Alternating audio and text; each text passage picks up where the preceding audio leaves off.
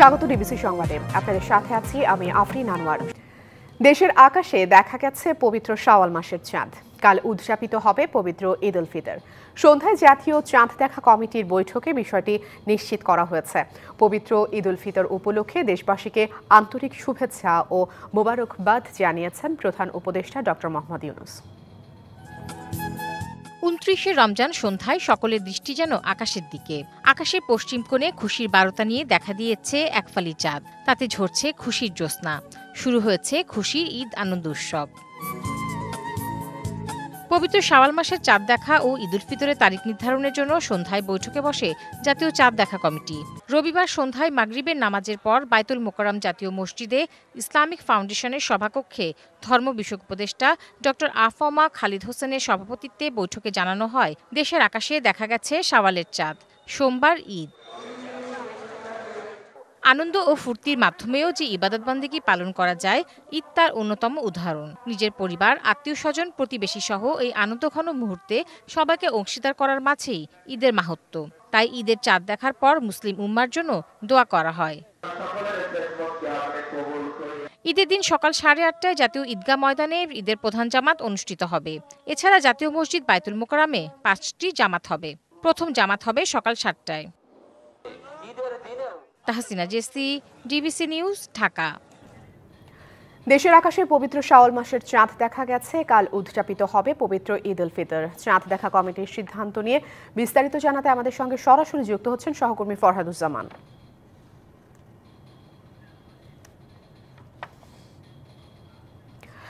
এই মুহূর্তে সেখানে ব্রিফিং করছেন ধর্ম উপদেষ্টা। আমরা সরাসরি যুক্ত হচ্ছি সেখানে।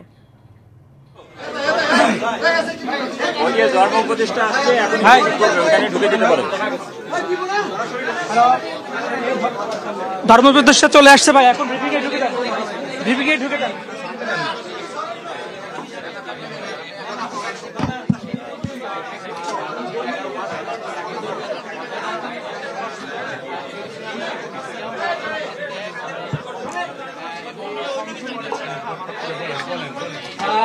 প্রিয় সাংবাদিক বন্ধুগণ এবং বিভিন্ন মিডিয়া থেকে আগত সংবাদ কর্মীবৃন্দ এবং সাংবাদিকবৃন্দ, আসসালামু আলাইকুম রাহমাতুল্লাহি ওয়া বারাকাতুহু। আমি ইসলামিক ফাউন্ডেশনের পক্ষ থেকে আপনাদের সকলকে আজকের এই অনুষ্ঠানে স্বাগত জানাচ্ছি। আপনারা জানেন, আজকের এই জাতীয় চাঁদ দেখা কমিটি 1446 হিজরি সালের পবিত্র শাওয়াল মাসের চাঁদ দেখার জন্য বসেছে এবং ইতিমধ্যেই কমিটির সিদ্ধান্ত গৃহীত হয়েছে। এই কমিটির ঘোষণাপত্র আমাদের জাতীয় চাঁদ দেখা কমিটির সম্মানিত সভাপতি এবং ধর্ম বিষয়ক মন্ত্রণালয়ের মাননীয় উপদেষ্টা প্রফেসর ডক্টর আফমা খালিদ হোসেন মহোদয় এখনই ঘোষণাপত্র পাঠ করবেন।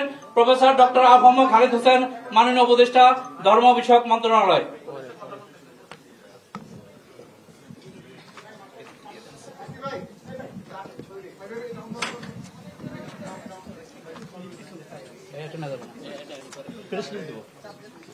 প্রিয় সাংবাদিক ভাইয়েরা, আসসালামু আলাইকুম ওয়া রাহমাতুল্লাহি ওয়া বারাকাতুহু।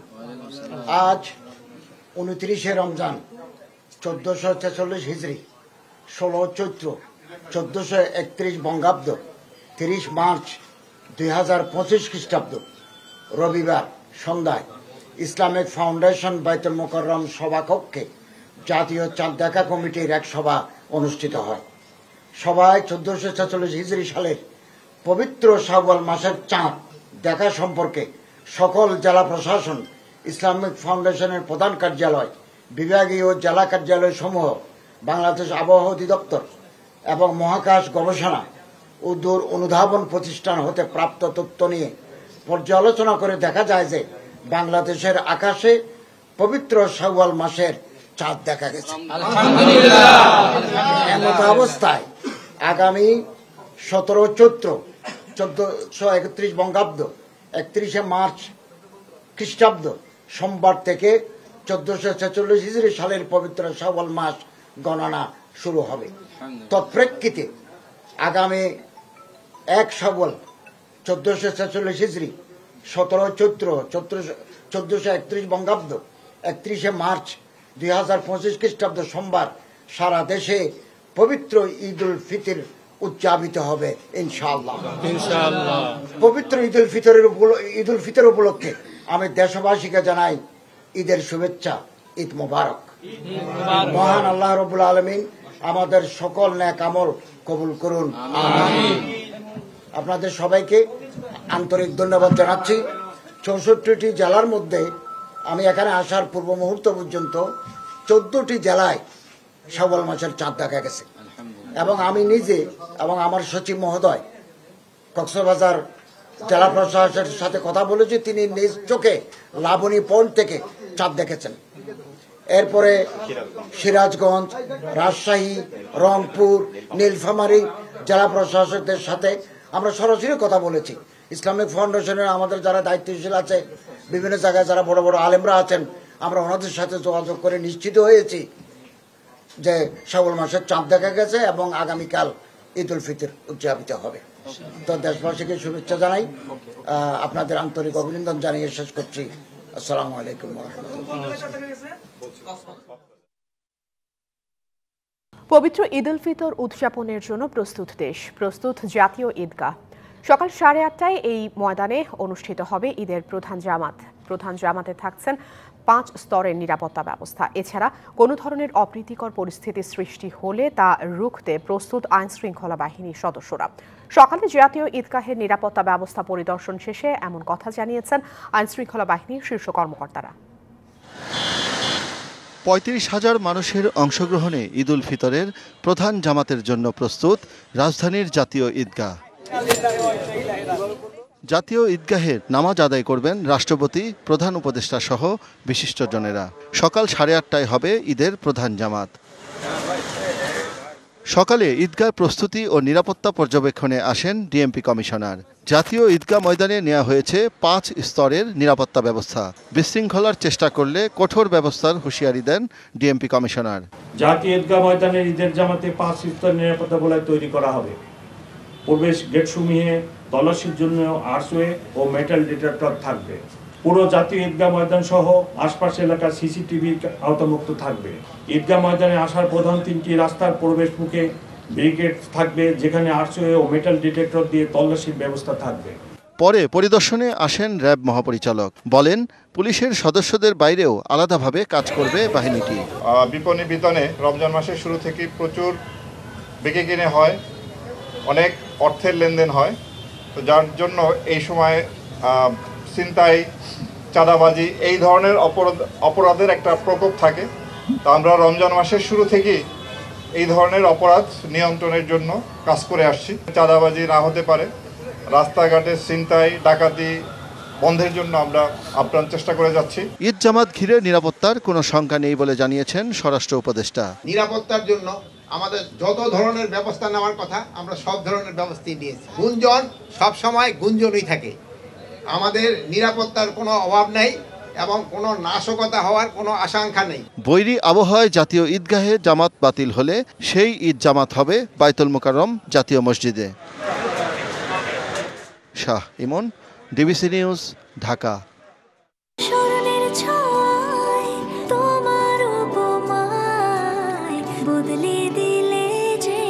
স্যান্ডেলিনা সো, রূপচর্চায় আভিজাত্য। লন্ডনের কিংসমিডো ঈদগাহে নামাজ আদায় করেছেন বিএনপির ভারপ্রাপ্ত চেয়ারম্যান তারেক রহমান। বাংলাদেশের সাবেক প্রধানমন্ত্রী বেগম খালেদা জিয়া এবার লন্ডনে তার পরিবারের সঙ্গে ঈদ উল ফিতর উদযাপন করেছেন। 10 বছরের মধ্যে প্রথমবারের মতো তারা একসঙ্গে উৎসব অনুষ্ঠান ভাগাভাগি করছেন। এর আগে 2015 সালের সেপ্টেম্বরে পরিবারের সদস্যদের সঙ্গে ঈদ উদযাপন করেছেন তিনি। 2008 সাল থেকে লন্ডনে অবস্থান করছেন বেগম খালেদা জিয়ার জ্যেষ্ঠ সন্তান তারেক রহমান।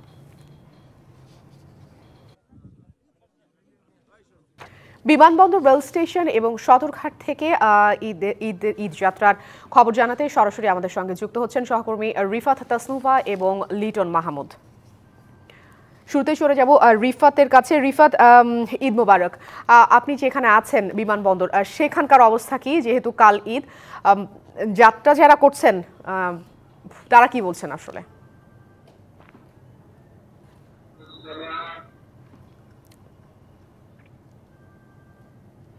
যারা ডিবিসি নিউজ দেখছেন সকল দর্শককে জানাচ্ছি ঈদ মোবারক এবং এখন জানিয়ে দিয়েছি আজকের রাতে যারা শেষ মুহূর্তে ঈদের যাত্রা করছেন অর্থাৎ যারা ট্রেন ব্যবহার করছেন যাত্রার জন্য তাদের কথা যেমনটি জানতে চাচ্ছিলেন আপনি, আপনাকে একটু দেখিয়ে দিই। ঠিক এই মুহূর্তে কিন্তু বিমানবন্দর প্ল্যাটফর্মে একটি ট্রেন এসেছে এবং এই ট্রেনটি ছেড়ে যাবে হচ্ছে কিশোরগঞ্জের উদ্দেশ্যে এবং আজকে সারাদিন আমরা যতটুকু দেখেছি খুব একটা বেশি রেলের বিপর্যয় ছিল না, অর্থাৎ ট্রেনের শিডিউল বিপর্যয়ের কথা যদি বলছি খুব একটা বেশি ছিল না। সব ট্রেনই নির্ধারিত সময় ছেড়ে গেছে। ছাদে ভিড় করা, ছাদে ওঠা, গাদাগাদি করে ট্রেনে ওঠা, হই হুল্লোড় খুব একটা বেশি এগুলো আমরা দেখতে পারিনি, কারণ আমরা দেখেছি প্রবেশ পথেই যে সমস্ত যাত্রীরা টিকিট কেটেছেন বা যারা স্ট্যান্ডিং টিকিট কেটেছেন তারাই কেবলমাত্র প্ল্যাটফর্মে প্রবেশ করতে পেরেছেন, তাদেরকে টিকিট দেখে দেখে ঢুকানো হচ্ছে। তাই বাড়তি যে চাপটি আমরা প্রতি বছর লক্ষ্য করি সেই রকমের কোনো বাড়তি চাপ এবছর ছিল না, সেটা আমরা যতটুকু খবর পেয়েছি সেটা বিমানবন্দরেও ছিল না এবং সেটা কমলাপুরেও ছিল না। এই মুহূর্তে আমরা দেখতে পাচ্ছি কয়েকজন যাত্রী দাঁড়িয়ে রয়েছেন, তারা হয়তো এই ট্রেনটির মধ্যে উঠবেন। আপনি কোথায় যাবেন, কেমন লাগছে এবং এবছর কেমন দেখছেন? খুবই ভালো লাগতেছে, কিশোরগঞ্জের যাত্রীগুলো খুবই ভালো, অত্যন্ত ভালো, কারণ খুবই আরামদায়ক। জি, আপনি শুনছিলেন একজন যাত্রী বলছিলেন আপনারা কোথায় যাবেন, কেমন লাগছে? জি, আমাদের এখন ভালো লাগছে যে এই পরিবেশে যাওয়াটা। আমরা পঞ্চগড় যাব, আমাদের ট্রেন এখনো আসে নাই, কিন্তু আসবে। ভালো লাগতেছে, পরিবেশটা ভালো, এবারকার জানাচ্ছি আপনাকে। আসলে সবাই কিন্তু বলছেন একই কথা, এবারে পরিবেশটা আসলেই ভালো। তবে একটি কথা বলে রাখি, ঢাকাগামী যে সমস্ত ট্রেন এসেছে সেই সমস্ত ট্রেনে কিন্তু খুব একটা বেশি যাত্রী চাপ ছিল না। বিশেষ করে ঢাকা থেকে যে সমস্ত ট্রেন ছেড়ে যাচ্ছে বাইরের জায়গাগুলোতে সেই সমস্ত ট্রেনে কিন্তু অনেক যাত্রী চাপ ছিল। তো এই কিন্তু ছিল আমার কাছে থাকা বিমানবন্দর রেল স্টেশন থেকে ঈদ যাত্রা সবশেষ খবরাখবর। আফরিন, রিফাত আপনাকে ধন্যবাদ। এবারে সদরঘাট থেকে আমাদের সঙ্গে নৌপথের খবর জানাতে যুক্ত হচ্ছেন সহকর্মী লিটন মাহমুদ। লিটন, ঈদ মোবারক। আমাকে একটু সেখান থেকে জানাবেন যে লঞ্চঘাটে যাত্রীদের চাপ কেমন দেখছেন? কাল ঈদ, এই মুহূর্তে আসলে যাত্রীদের চাপ বেড়েছে কিনা, সেই সাথে টিকিট নিয়ে কোনো ধরনের জটিলতা আছে কিনা?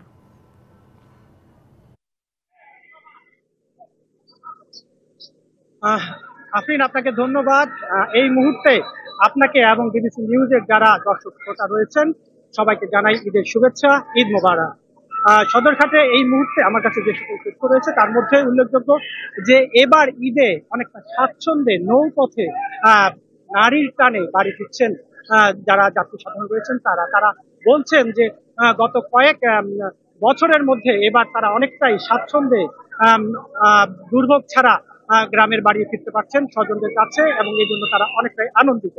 তবে কিছু কিছু ক্ষেত্রে তারা কিন্তু অভিযোগ করেছেন এবং সেই অভিযোগটি যদি আপনাকে বলতে চাই যে এখানে যারা আসলে যাত্রী রয়েছেন তাদের অভিযোগ যে বরাবরের মতো আসলে ঈদ আসলে পরেই ভাড়াটা যারা মালিক পক্ষ রয়েছেন, লঞ্চ মালিক, তারা একটু বেশি নিচ্ছেন এমনটাই অভিযোগ করছেন তারা বলছেন যে লঞ্চের ডেকে আগে যেখানে সাধারণ সময়ে 400 টাকা নেওয়া হতো সেখানে 500 টাকা নেওয়ার অভিযোগ তারা করছেন।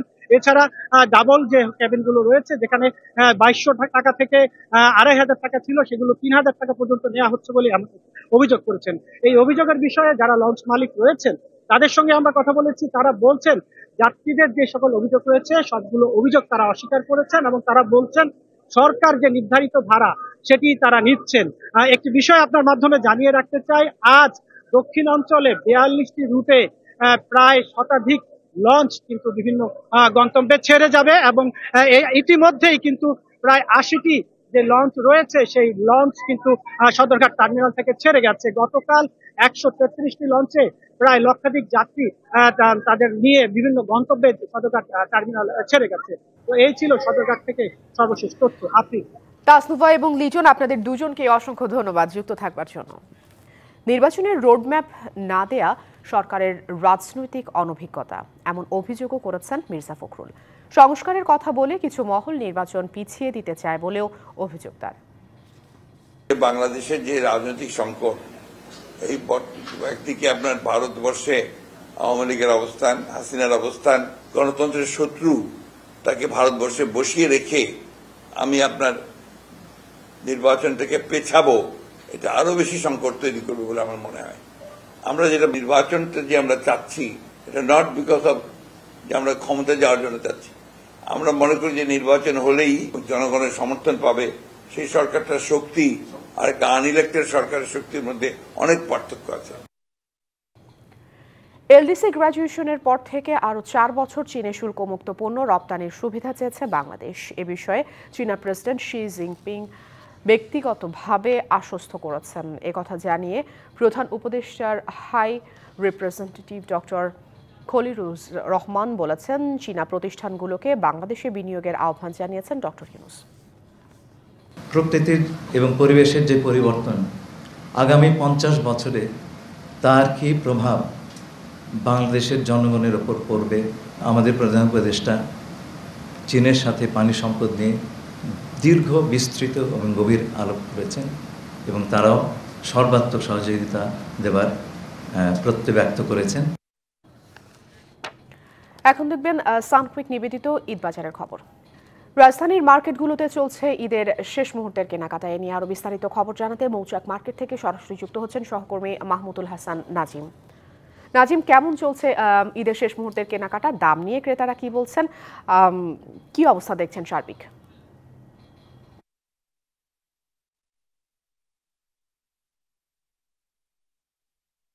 ফ্রেন্ড, আপনাকে জানিয়ে রাখতে চাচ্ছি, রাত পোহালেই কিন্তু ঈদ উল ফিতর অর্থাৎ মুসলিম জাহানের সবচেয়ে বড় ধর্মীয় উৎসব।